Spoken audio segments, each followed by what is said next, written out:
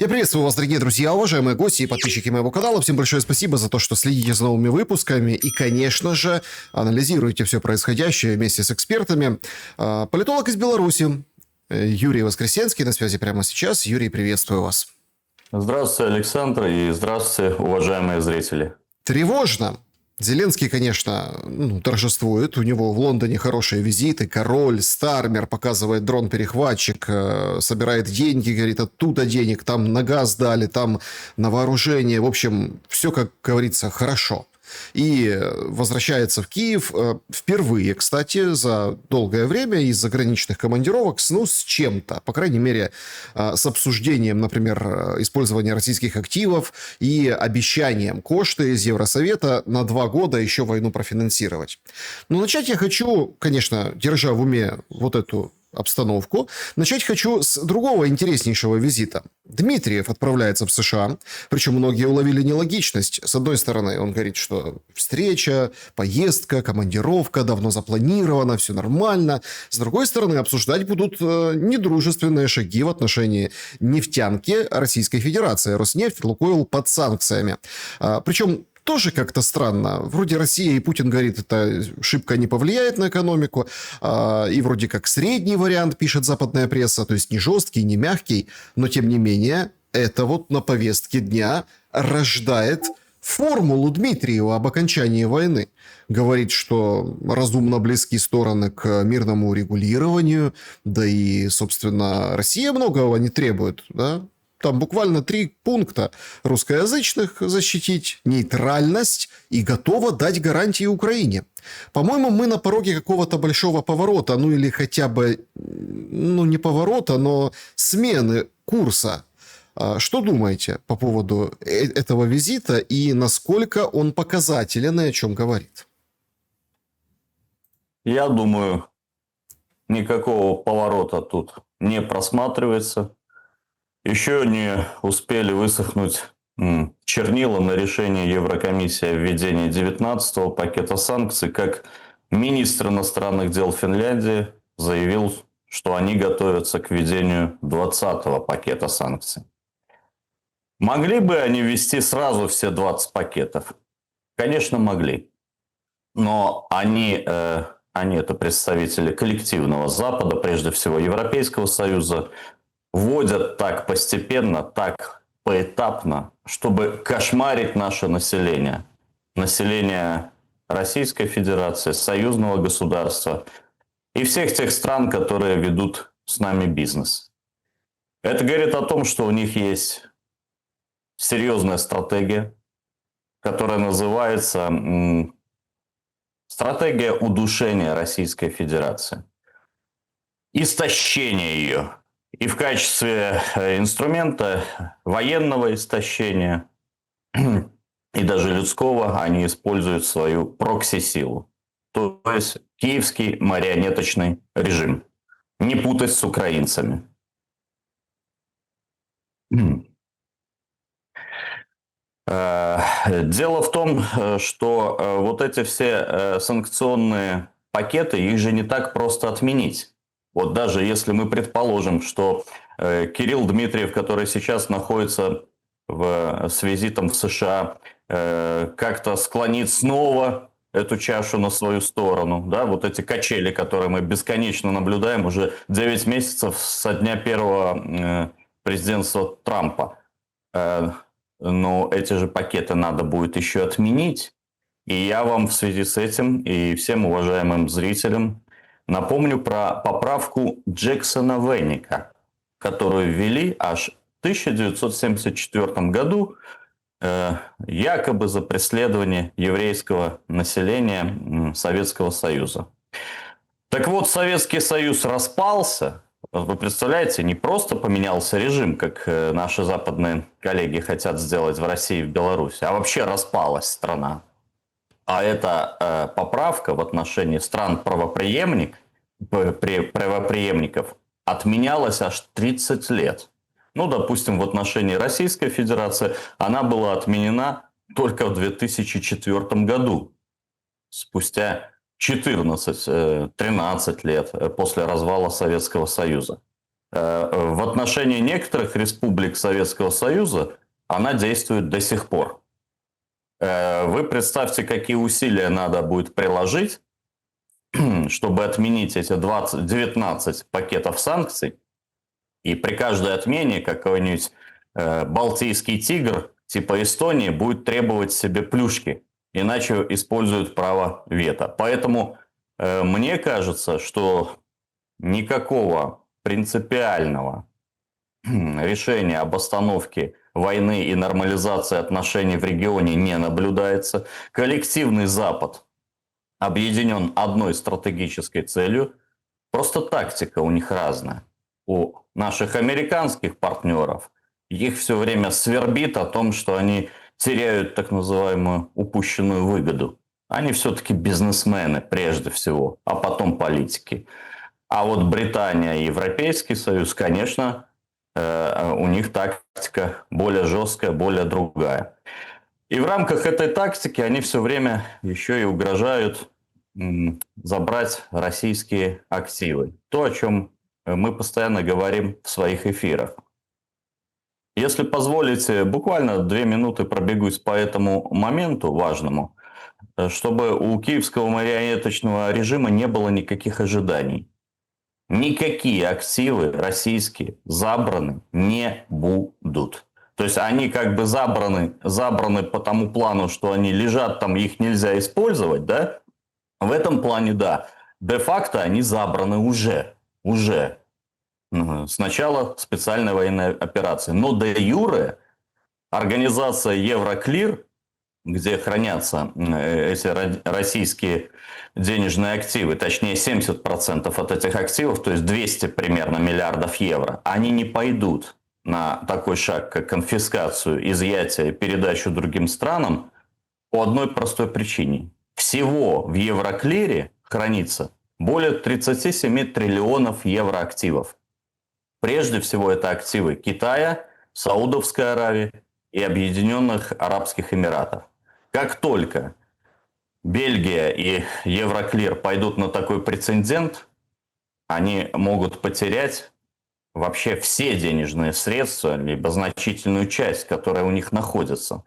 Поэтому вот если мы пробежимся по этому вопросу, связанному с конфискацией российских активов, которые оказались в Евроклире, де-факто они уже конфискованы, ими нельзя воспользоваться. Но де-юре это обсуждать просто бесполезно, потому что более 99% сумм, которые хранятся Евроклир, могут пострадать от вот изъятия вот этой части, которая составляет менее 1% от всех активов, которые находятся в этом европейском депозитарии. Ну, вы знаете, тут еще момент очень важно добавить, что один из министров Бельгии, ну, в общем, там в прессе разошлось его мнение, да, разошлось о том, что вообще происходит с этими активами, и что действительно это будет катастрофа. Но там, как аргументация, есть еще один такой пункт, на него мало обращают внимание. Он говорит, подождите, а почему только Евроклир? Ведь есть другие западные, ну, скажем так, держатели российских активов, о них никто не говорит.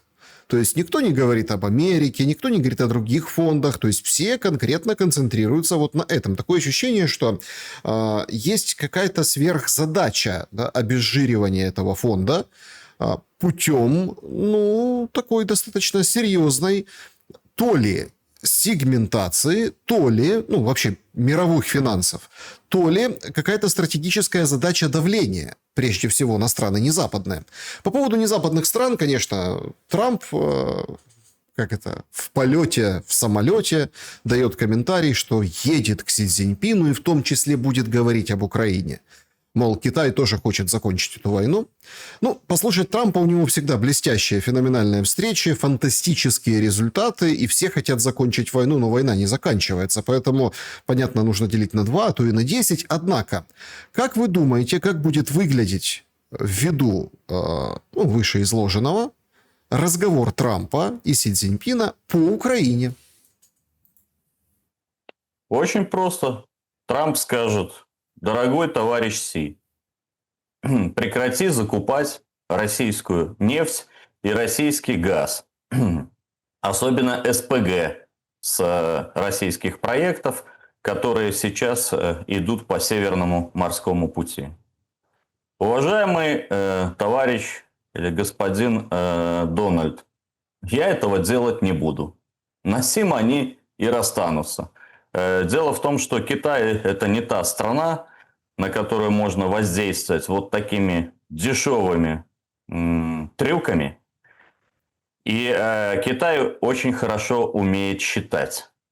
И на сегодняшний день на всей планете Земля нет более лучшего источника углеводородов, чем российские, в том числе по географическим соображениям для Китайской Народной Республики. Соответственно, все потуги президента США перекрыть этот поток углеводородный, они ничем не закончатся. Более того, президент Путин и председатель Си договорились о строительстве новой ветки, газовой ветки в Китае, потому что имеющиеся мощности, там, по-моему, 30 миллиардов кубов в год, они не совсем покрывают потребности китайской экономики, и Китаю нужно еще. А вот если американская сторона будет очень сильно давить на Китайскую Народную Республику, то тамошнее правительство может пойти на такие меры, как ограничение поставок редкоземов, что обвалит целый ряд индустрий в Соединенных Штатах Америки. Поэтому да, они могут встречаться, если Дональд Трамп все-таки доедет до того региона, но ни к чему это не приведет. Партнерство Китая и России, оно незыблемо и оно долгосрочно. Ну и потом, мы, когда все время слушаем наших европейских, американских партнеров, и мы, и Китай, и другие страны, мы все время забываем про доктринальные документы. Без изменения этих доктринальных документов слова даже такого уважаемого политика, который остановил 8 войн, не стоят ничего. Потому что в доктринальных документах, в частности в концепции национальной безопасности США, написано, что самым главным врагом являются Китай и Россия. Первый упомянут более 70 раз, вторая упомянута страна более 50 раз. Поэтому, если вы хотите действительно мира, и это тоже самый вопрос, он отвечает на ваш первый вопрос, а возможно ли какие-то подвижки. А какие могут быть подвижки, если со времен знаменитой Фултонской речи ничего не изменилось? Ничего не изменилось в доктринальных, концептуальных документов, которые обязаны для исполнения всему политическому аппарату Соединенных Штатов Америки. И мы ожидали, что вот эту концепцию национальной безопасности, которую последний раз редактировалась при Трампе в 2022 году, при Байдене, президенте Байдене, да, Трамп как-то подкорректирует, исходя из своей миролюбивой риторики. Но вместо этого он ввел впервые за свое президентство вот такие серьезные санкции против Лукойла, Роснефти. И его администрация ввела санкции в отношении Республики Беларусь. И таким образом белорусская позиция здесь может солидаризироваться с отдельными высказываниями зампредседателя Совета Безопасности России Дмитрия Медведева. Теперь это война Трампа. Теперь это война Трампа. Юрий, пока, да, вот ввели санкции относительно недавно, но Беларусь не фигурирует.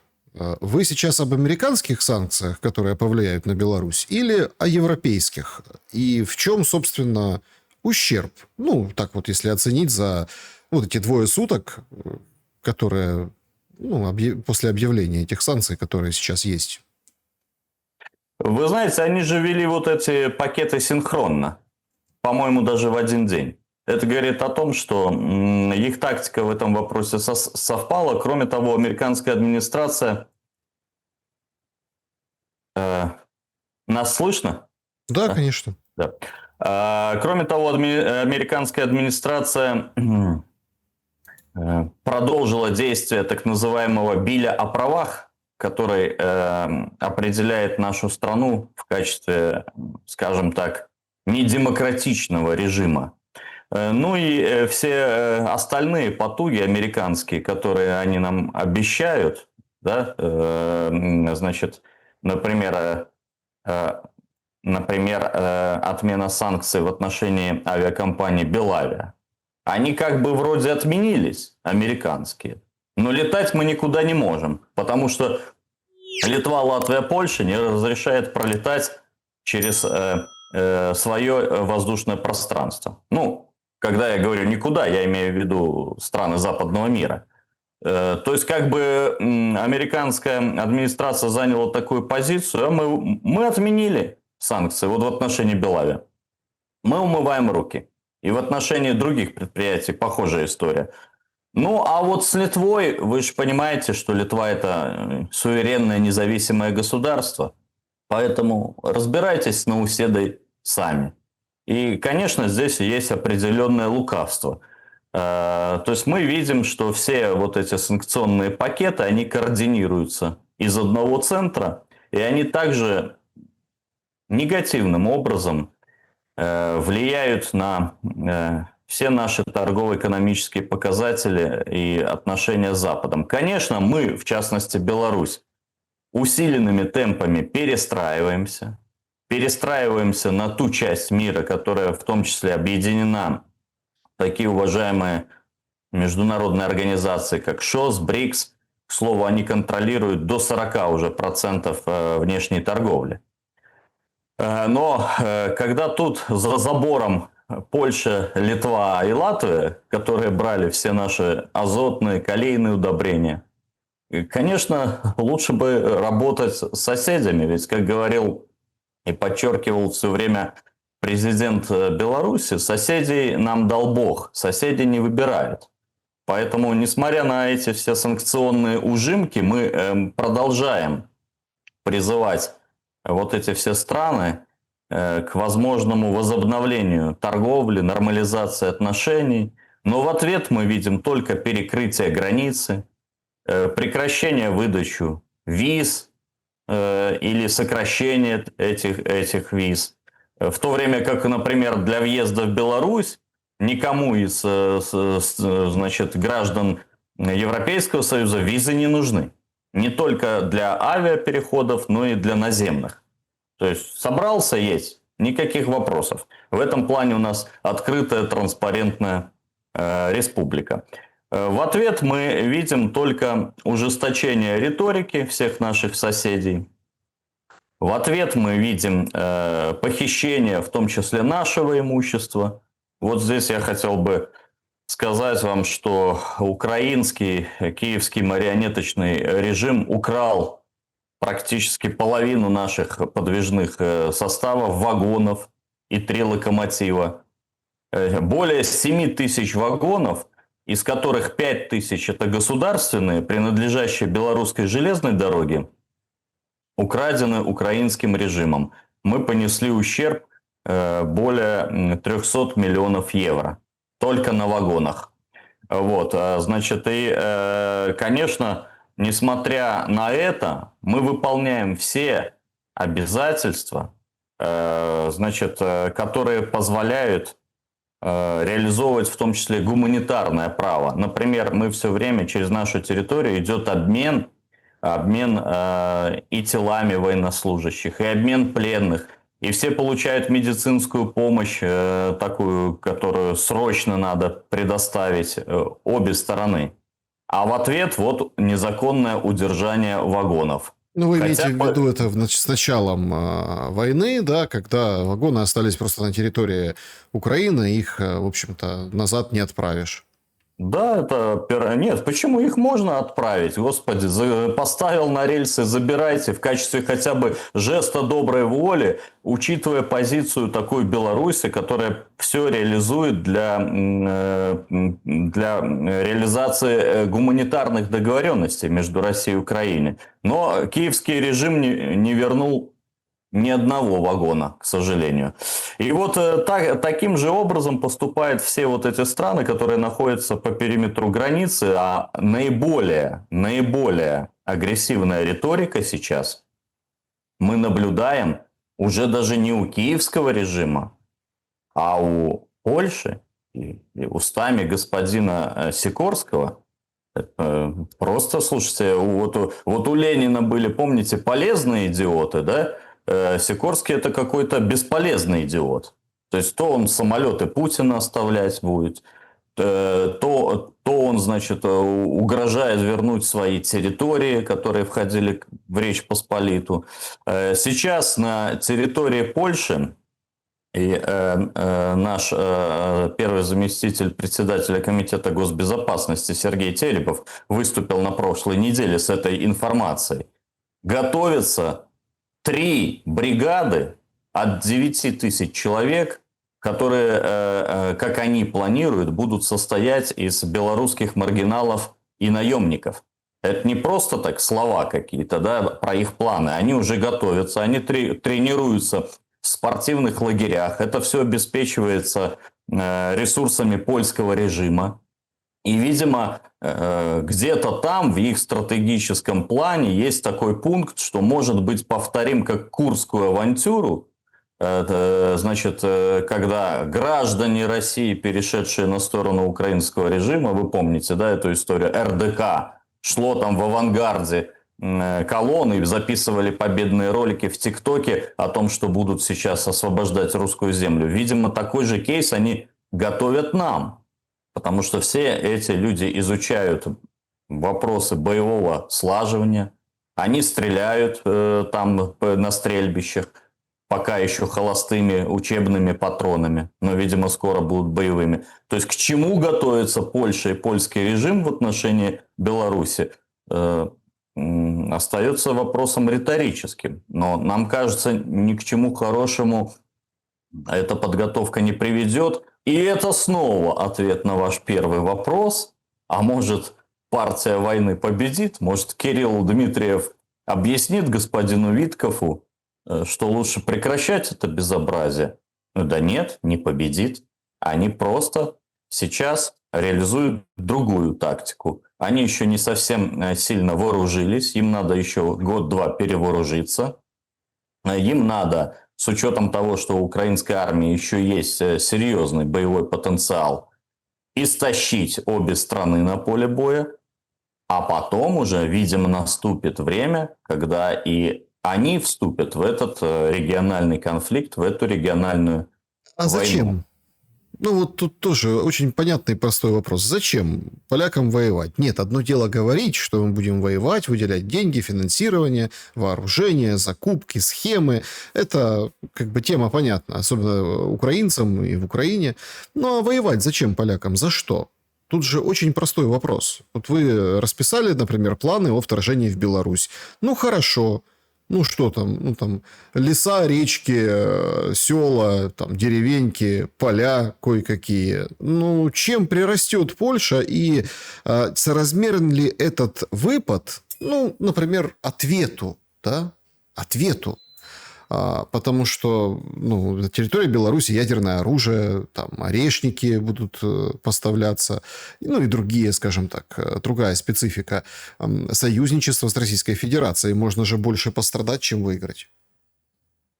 Да, здесь можно сказать и высказать благодарность Российской Федерации с нашей белорусской точки зрения за то, что они уравняли наш военный потенциал, потому что, конечно, военный потенциал белорусской армии несоизмерим с военным потенциалом стран НАТО и даже польской армии. Вот. И знаете, вот вчера на нашей аналитической программе «Клуб редакторов» я озвучил такую мысль, что было бы неплохо и обратиться к Китайской Народной Республике, чтобы она разместила первую в истории Китая за рубежом военную базу на территории Беларуси, пусть даже небольшую. И когда все сказали, да это фантастический вариант, я сказал, а вы знаете же, глава англиканской церкви тоже 500 лет не общался и не проводил совместные молитвы с главой католической церкви. А почему бы не убедить, учитывая теплые отношения президента Беларуси и товарища Си, поставить, разместить какой-то небольшой контингент, 100 человек, для того, чтобы обеспечить обороноспособность Беларуси. Но вы поставили правильный вопрос, а зачем им всем это надо? А вы знаете, ответ очень простой. Они все, простите за неполитологическое сравнение, они все вот эти полезные, как говорил Ленин, или бесполезные идиоты. Они реально идиоты. Все. Вот смотрите, Литва до трети бюджета получала за счет транзита калийных удобрений Беларуси. Вот казалось бы, любой литовский патриот, даже националист, разве он будет стрелять себе в ногу, отказываясь от этих денег? Ну, едут вагоны, да, и едут, продают. Какая разница? Но мы сейчас через порты Новороссийска продаем. Больше логистическое плечо. А так все эти деньги поступали бы в бюджет Литвы. И Литва бы больше помогала Украине, например. Они ж не умеют считать, они ж не понимают, что 2 плюс 2 – 4. Плюс здесь есть вопрос коррупционной составляющей. Они, Александр, обогащаются так, что каждое утро просыпаются с мыслью, слушайте, хоть бы день так пожить. Какие колоссальные деньги они делают на войне. Вот если бы не было войны, представьте, ну на чем бы они зарабатывали? Семинарчик провести? Выступить где-то в университете Тартусском? Нет. А зачем украинскому режиму нужен этот геноцид украинского народа? Ведь требования Российской Федерации, они весьма корректны. Они даже на протяжении долгих лет не включали в себя включение Донбасса. Вы помните Минские соглашения. Просто введи для людей, которые вот не хотят жить по вашим правилам, хотят небольших автономных исключений, введи раздел в Конституции. Но киевский режим 8 лет от этого, 8 лет избегал этого. Потом Стамбульские соглашения. Казалось бы, Россия отвела все войска назад. У нас там до сих пор среди этих упоротых хомячков в интернете хихоньки и хахоньки ходят, как «О, Россия, Киев за 3 дня было, проходило». Так был Киев за 3 дня? Уже на Оболоне войска стояли? Был. Отвели просто войска, потому что украинский руководитель делегации подписал Стамбульские соглашения. Там его есть подпись, кстати. Что-то он, кстати, не судим за госизмену, господин Арахамия. И отвели войска, и тоже не претендовали на территории. Поэтому и сейчас можно было бы договориться, если бы киевский режим окстился. Ведь это даже с точки зрения украинского патриота и националиста, как того литовского патриота и националиста, ведь это ж невыгодно внутренние конфликты, прообраз гражданской войны. Наоборот, лучше строить такое единое, комфортное, толерантное общество, где будет удобно всем группам, в том числе языковым и религиозным. Но они это не делают. Поэтому здесь ответ с моей точки зрения 2. Первое, они идиоты. Второе, они все любят деньги и сейчас на этом зарабатывают. Все, начиная от Зеленского и заканчивая вот этими людьми, которых вообще никто не выбирал. Каллас, Кубилюс, Урсула и так далее. Это вообще анекдот. Внешней военной политикой Евросоюза руководят люди, которых никто не выбирал. Они сами там в узком кругу себя назначили. Вот ответ на ваш вопрос с моей точки зрения, если вкратце. Юрий, какие перспективы дальнейшие у этой войны? Мы видим ситуацию на поле боя. Достаточно сложную, и если так снимать розовые очки, уже есть голоса и внутри Украины о том, что в общем, фронт трещит, там проблемы, да, в Покровске проблемы. Люди уже научились сравнивать карты условно там объективных Deep State и то, что дает российская сторона. И понятно, что очень так специфически выглядит атака Херсона. Очень тяжело, но движется ситуация возле Покровска. Купянск. Вроде как замерли новости оттуда, но все прекрасно понимают, что если пошли там на Лиман, и уже там замечены российские войска, то движение есть и вот на том направлении. Но примечательно ко всему прочему, что говорят уже о неком Черниговском фронте. Что думаете по поводу северных перспектив разворачивания этой войны, да? Что, в принципе, после Курской операции, это больше Сумская область, да, затронута, и там есть как бы продвижение по территории Украины российских войск. Но Черниговский фронт – это вообще что-то диковинное сейчас звучит, и чего ждать от поля боя? И с точки зрения политолога, поле боя сейчас вообще важно?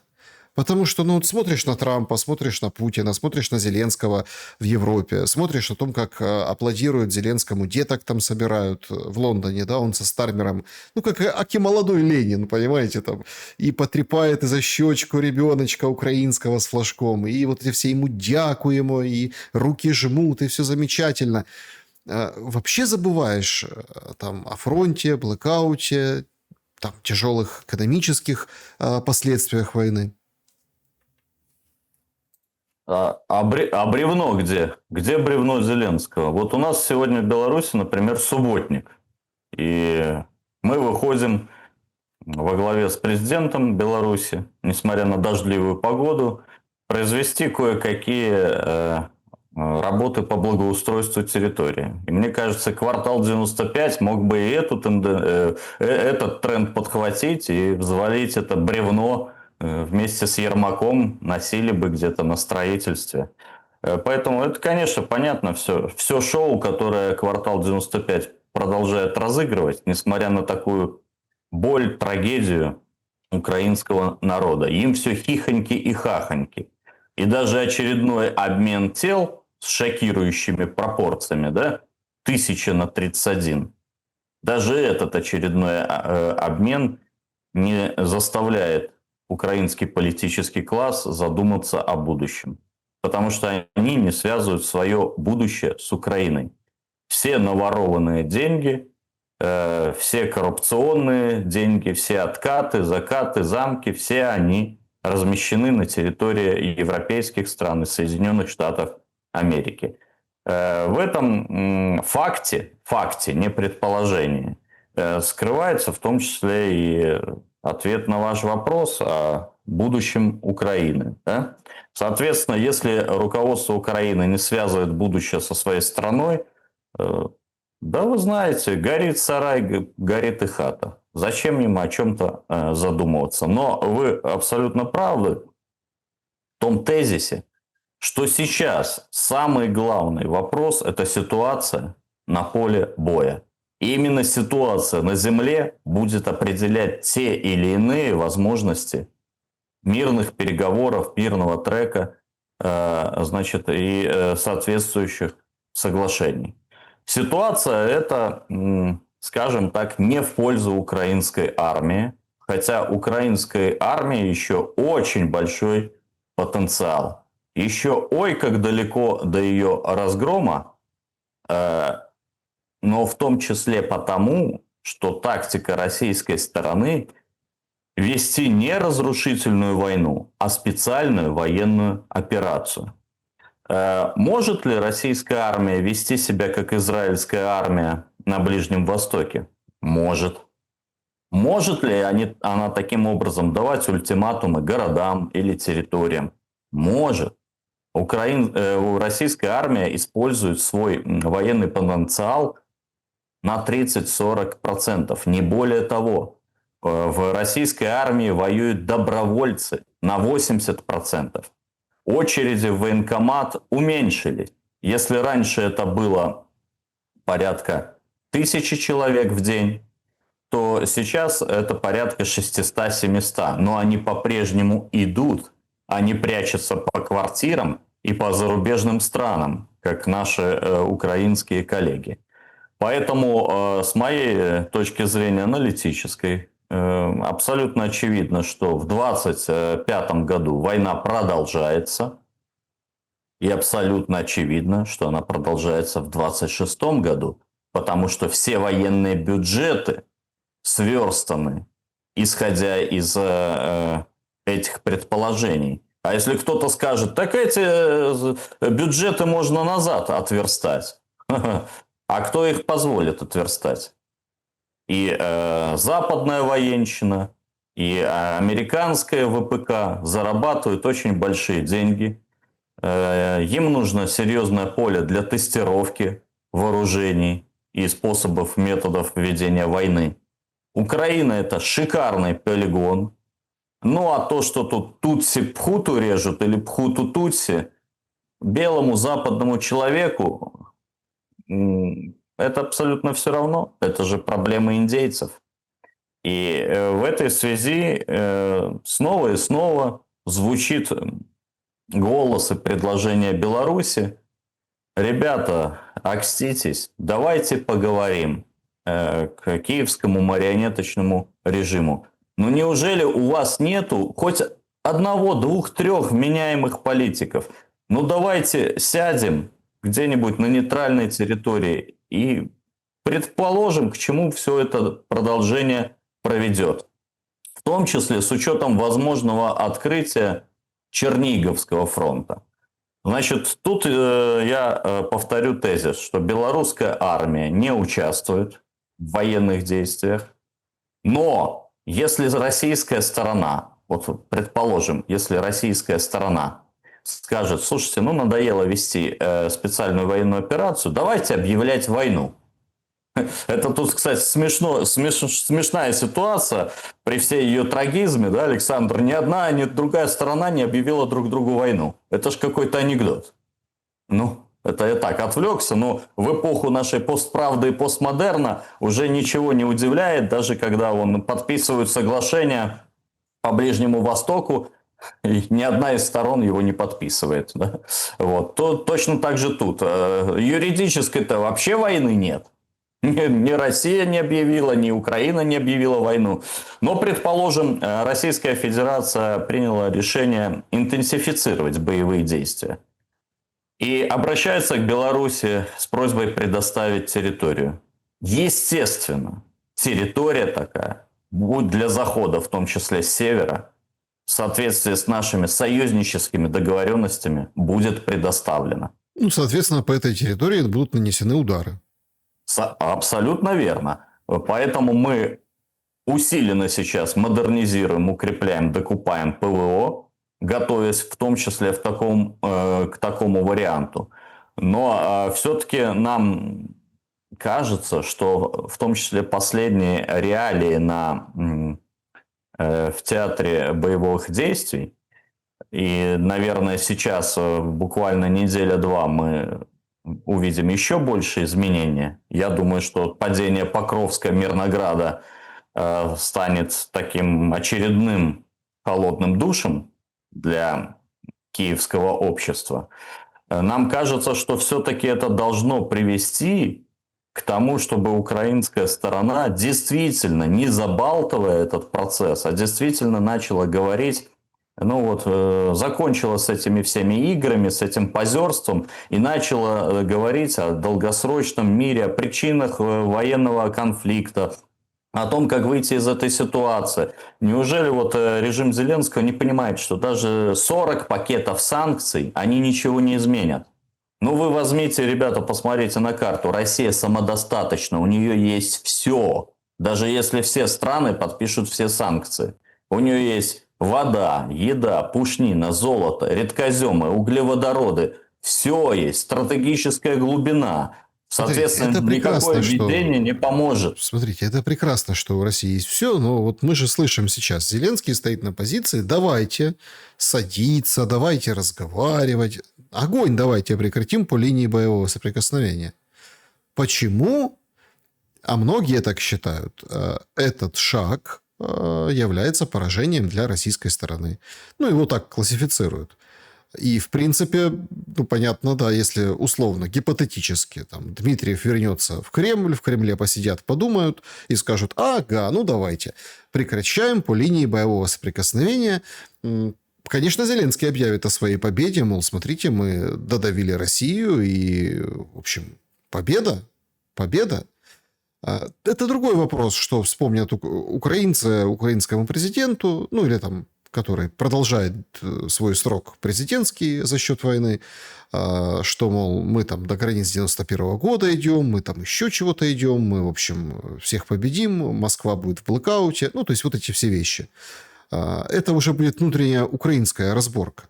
И тут же очень важный момент, вот, который никто не хочет анализировать, потому что все вот как бы уперлись рогом в этот посыл, что если условно остановить войну по линии боевого соприкосновения, это поражение России, Россия на это не пойдет. Но с другой-то стороны, остановка огня, да, сразу, а представьте, огня не будет неделю, месяц, 2, 3, сразу породит внутриукраинские процессы сжирания друг друга политиками, службами. Ну, это мы все наблюдаем параллельным курсом, но только при отсутствии боев, да, мы увидим, как проблемы вот эти, о которых сейчас пишут и говорят там статистические данные, там СЗЧ, вот эти все, да, бусификация, они же перейдут на абсолютно качественно новый уровень. И как ни крути, вот эта война, которая уже прошла, она изменит положение дел внутри Украины, и не факт, что в худшую, условно, для России, там, Беларуси, сторону. А как бы наоборот произойдет вот эта переоценка. Просто под свистом бомб, ударами, вот сегодня тоже интересная картинка, да, прилетела по ТЭЦ-6, ну, там говорят ТЭЦ-6, склады, короче, прилетела по Киеву. А там рядышком ярмарка. Люди ходят, покупают продукты, а буквально через пару домов от них дым, пожарище. Ну, вот такая картинка. А представьте, не будет обстрелов, не будет ничего, но украинцы начнут как бы задавать все громче эти вопросы. Ведь война не дает им задавать вопросы. Ну, кажется, что это абсолютно вменяемый аргумент. Ну, ты чего-то тебе не нравится, открыл рот, ты что, война нынче? Путин, агрессия, смотри, бомбежки, детские садики бомбят.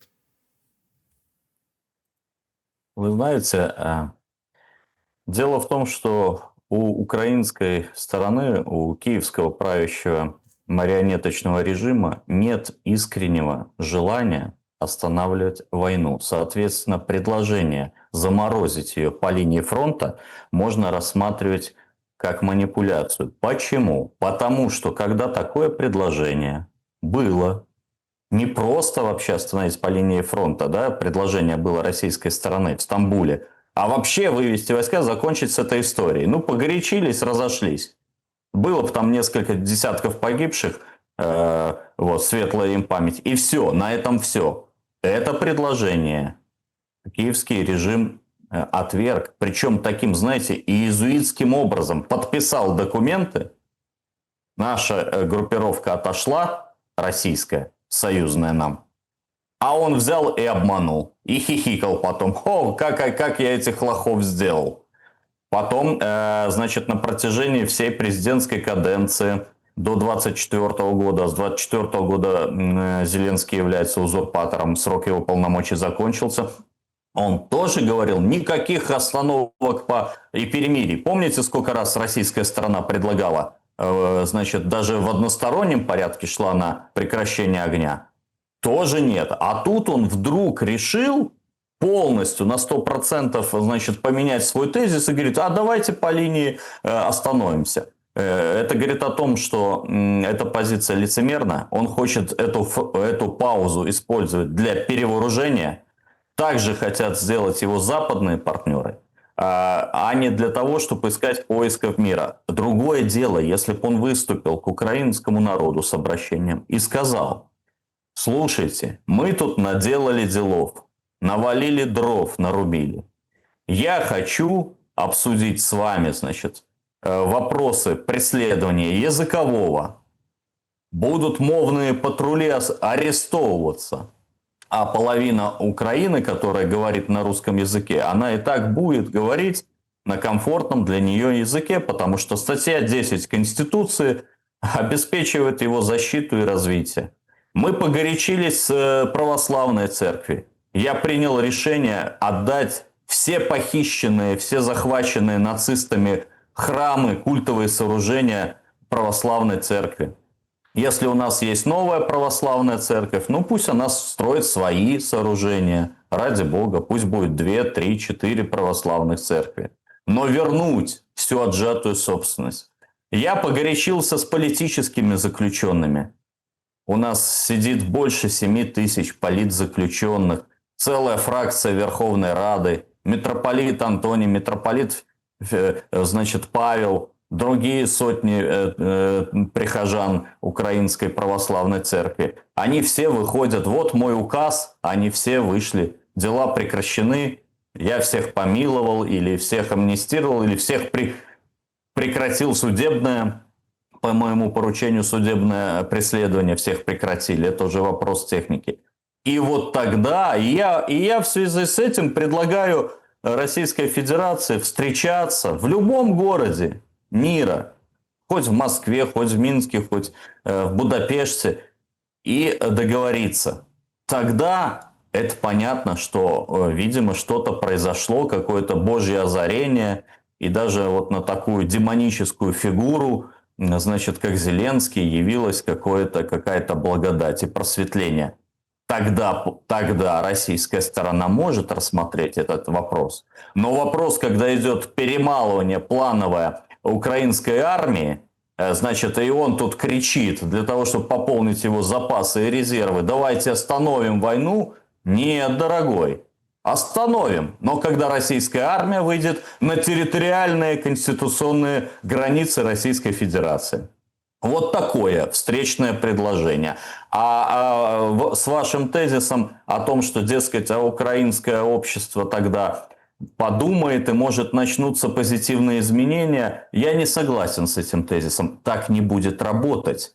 Пропаганда квартала 95 как промывала, так и будет промывать им мозги. А не забывайте еще, что от 10 до 15 миллионов украинцев покинули эту благодатную землю. И, например, почти 5 миллионов украинцев находятся и получили приют на территории Российской Федерации. Вряд ли они вернутся, пока режим Зеленского будет руководить этой страной. Скорее всего, вот если мы ищем, значит, не фантастический, как снисхождение благодати на этого демона из квартала 95, а реальный какой-то выход, то реальный выход может быть только после низложения, с моей точки зрения, только после низложения режима Зеленского.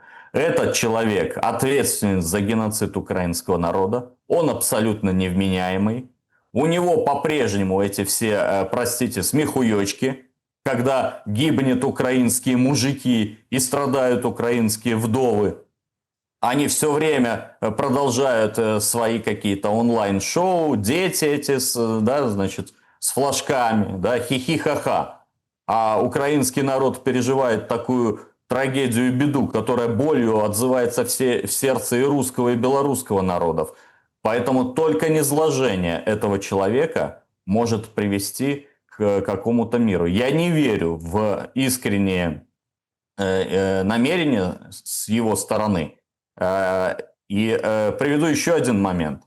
2 недели, 3 недели назад президент Беларуси сказал публично: я хочу, чтобы со мной связался Зеленский, я хочу поговорить. Если ты хочешь мира, тебе что, сложно трубку поднять? Или взять трубку и позвонить? Ну и ваши КГБисты говорят, надо искать компромисс, поэтому давайте договариваться, давайте искать выходы на украинскую власть. Очень странное заявление, простите, конечно, ну какой-то цирк. Ну, в смысле, надо искать контакты, так а что их искать? Что, нет контактов по линии спецслужб, нет каких-то... Все же есть. Зачем это опубличивать? Какая-то глупость. Ну, может быть, они имеют значит, не телефонные контакты, да, а контакты в плане более широком, в желании разговаривать, поговорить. Поговорить на эти вопросы, потому что, может быть, мы гораздо лучше знаем психологию российского руководства и подскажем какие-то моменты, которые помогут в решении этой братоубийственной войны. Слушайте, даже сам наш голубь мира Дональд Трамп, даже он не чурался позвонить президенту Беларуси во время того, как летел на Анкоридж. Он позвонил, что с него ж корона-то не упала. Почему украинский режим не контактирует с нами? Если он действительно хочет прекращения огня. А если он хочет временной заморозки для перегруппировки, так уже не получится. Время уже работает против режима Зеленского. Время идет, стрелки все в обратном направлении. И мы тут прекрасно понимаем этот тезис, значит, и он заключается в какой тезис, да? В чем заключается тезис? Срок жизни политической и физической президента Зеленского линейно связан со сроком продолжения специальной военной операции. Сколько война будет длиться, столько он будет жить как политик. А может и не только как политик. Вот в чем самая главная проблема.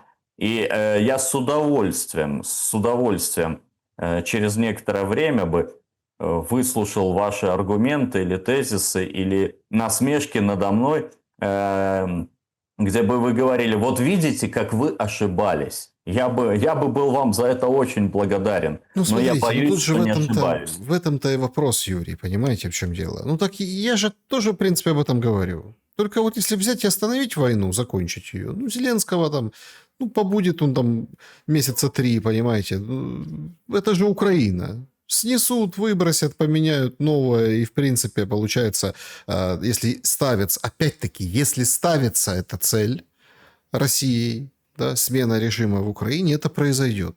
Если этой цели не ставится, ну, тогда тут мы говорим о подколодности по отношению к украинскому народу целей специальной военной операции.